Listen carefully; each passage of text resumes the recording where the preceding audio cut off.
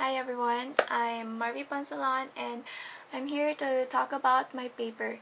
This is for EN 210 online class, so here it goes. My choices for this are Sandra Cisneros' The House on Mango Street, Amy Tan's Two Kinds, M. Carl Holman's Mr. Z, Oranges by Gary Soto, and Catherine Ann Porter's The Jolting of Granny Weatherall. On The House on Mango Street, the characterization of the protagonist makes it easy for readers like us to relate. This story is a young girl's perspective. The tone is hopeful even though she describes their house in Loomis as falling apart. However, the tone quickly changes to hopelessness when the house they got has tight little steps, the windows are small, the bricks are crumbling, which means that she's disappointed. Then a dialogue with the nun from school accidentally made her realize just how bad their living condition was. It was ironic that a nun made her feel like nothing because nuns are supposed to be sensitive to one's feelings and not supposed to be judgmental. The house is not just a house but also carries certain connotations like family or home, both of which are important. The house was supposed to symbolize hope, but it became a symbol of her disappointment, not only with their house but with her parents, because she was disappointed that her parents wasn't able to deliver what they promised her. In Two Kinds, Jingmei rebels because of her mother's high expectations, and so the plot of the story begins with an exposition by showing that her mother believes that America is a land of opportunities. This story has a lot of symbolism. For example, on the last paragraph, it says that there were two halves of the same song. At first I thought it meant the music, but then I realized that it could also pertain to Jingmei's relationship with her mother. The tone in the beginning is angry and resentful. The dialogue between the two seems to be always tense as her mother kept telling her to do different things so she can be a prodigy. However, it only leads to more resentment. Another symbol are the piano and the two songs Pleading Child and Perfectly Contented, which actually mirrors her life. It shows that she have a talent for playing the piano and she also cares for her mother despite everything. It's ironic that she chose to ignore her talent when she's finally found it, just to spite her mother.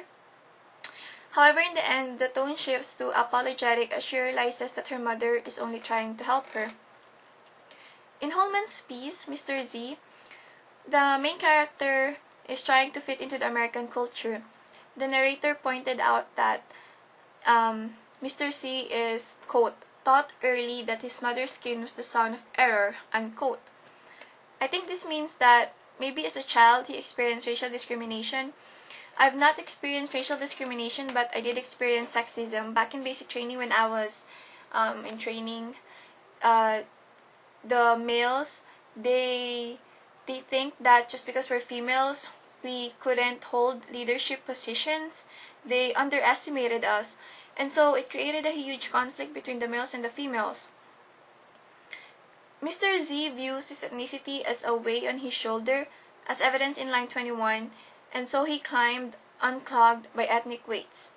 It's ironic that even after all he did, he still did not escape from the group on which he tried to get away from, because in the end he was still known as one of the most distinguished members of his race, when it could have been one of the most distinguished members of the society, or maybe one of the most distinguished persons, or something like that. In Oranges by Gary Soto, it's about adolescent love. First love is when you experience everything for the first time. In this piece, the feelings of experiencing puppy love are shown by using pure tone, juxtaposition, and symbolism. The diction used defines the theme of the poem because young adults often use simple sentences to state what they're feeling. For examples, is the first and second line on page 820. He mentions that the first time I walked with a girl, I was 12, which is about his first crush. This one is very memorable to read because it takes readers back in time to when they experienced their first love. It illustrates the excitement of puppy love by using juxtaposition. Soto mentions that it is the month of December and therefore it is cold and lifeless, but at the same time, the two oranges on the boy's jacket gave the atmosphere a happy and light feeling to the dull December sky. The oranges also used to depict the childlike concept of love. In lines 3 and 4, the boy felt that he is being weighted down by the oranges. I think that could also mean that his feelings for the girl is weighing him down. Maybe he can't tell the girl that he likes her or that he loves her. Maybe he's shy. And of course, lastly is Porter's The Jilting of Granny Weatherall. The setting is inside Granny's bedroom. However, most of the action happens inside her head. This is called the stream of consciousness technique. It enables the reader to witness past events in an uninterrupted flow of memories. Her name Weatherall is significant because it means that she weathered all, or that she endured all kinds of hardship in life, but she survived in every single one. Although subtle, the color blue symbolizes Granny Weatherall's youthful energy.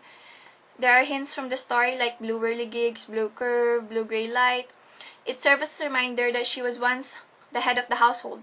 It's also ironic that she sees herself as an organized person, but she's actually a procrastinator. In paragraph 16, she keeps saying that there was always so much to be done. Let me see. Tomorrow. She keeps saying tomorrow.